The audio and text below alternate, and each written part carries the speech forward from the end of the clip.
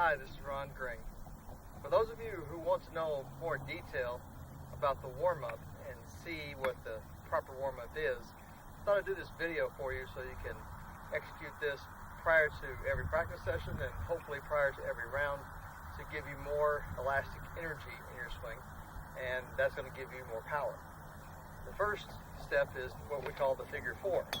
I've got this swing key stick here, and you can use a wooden dowel, you can use a golf club. But you can see that looks like the number 4. And what you're going to do is you're going to put this behind your forearm and at your side with your elbow below your shoulder. Okay? So my elbow is below my shoulder and it's down and at my side. It's pretty close to my elbow. You don't want to have it too close to your shoulder. Have it pretty close to your elbow. And you're just going to move this back and forth like you're making a little short wave, just waving back and forth. And you're going to do this for anywhere between 20 and 30 seconds.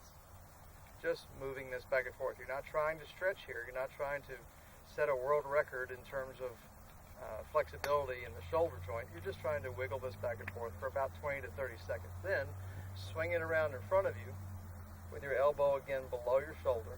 And again, 20 to 30 seconds of just moving back and forth. This is going to warm up your shoulder for some swings that you're about to make after you get this completed. So 20 to 30 seconds in front. Then switch the left side, again putting the shaft behind your upper arm and close to the elbow, and again just wiggling for 20 to 30 seconds. And then swing it around in front of you so that your elbow is pointed in front of your chest, and 20 to 30 seconds in this direction. After you've completed that, go back to the right side and pull on the bottom part of this stick here or your driver or whatever you're using, and just hold. Now you got a lot of leverage here, so you don't want to do this with a lot of intensity. Just pull it here and hold. A more advanced stage of this stretch is to then imitate a downswing, but just for a very short distance, just until your right elbow gets in front of your right hip. And then you're going to switch the left side, again behind the elbow, and just pull. And from this view, it looks like this. And then the advanced version is a very short distance in this direction. You want to be very, very careful, very, very slow. If you feel any pain at all, stop. Again, you're not trying to set a flexibility record here. That's the figure 4 stretch. The second stretch is going to be the behind the back, behind the shoulder blades stretch, and you're going to put this down behind your shoulder blades, not up on your neck, but behind your shoulder blades, pretty low, below your armpit, and make very slow turns in both directions for about 15 to 20 seconds. After those 15 or 20 seconds, you want to stay here and just pulse. Just letting your body know that it's okay to turn this far. You do not want to restrict your hip turn in any way. You do not want to restrict your foot movement in any way. If you need to lift your left heel off the ground, do that. Same thing in the follow through, just pulse. Notice I'm turning my hips here as much as I'm turning my collarbones. Holding this rod up against both shoulder blades. Do not want this rod to come off of my shoulder blade in any direction. Don't want to slide it back and forth.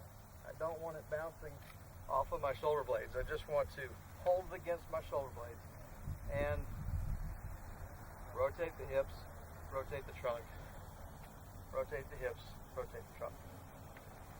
The third stretch is an overhead press. Now, if you cannot push this up in the air over your head, eye level is just fine. Or bend over like you're hitting a golf shot. And again, turn in both directions, elbows straight. This is the warm-up. Notice I'm not trying to set any speed records here. I'm really more interested in how far I can turn, not how fast I can turn. And then pulse.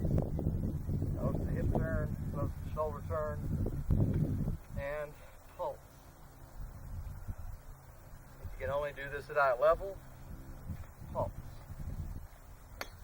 and pulse. The last part of the warm-up is to do what's called a slow motion step change of direction. In this exercise, you're going to take a tiny little step to the trail side. If you're right-handed, that'd be the right side.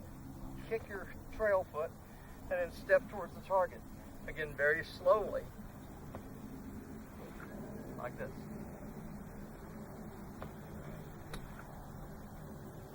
Short step to the right, making sure the lower body goes first. You don't want to get what we call Velcro foot here. Velcro foot, where you can't get your feet apart.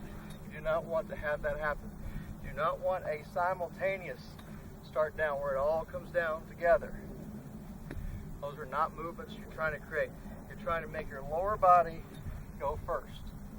As slowly as you have to push off with the right foot, trail foot, and make the lower body go first.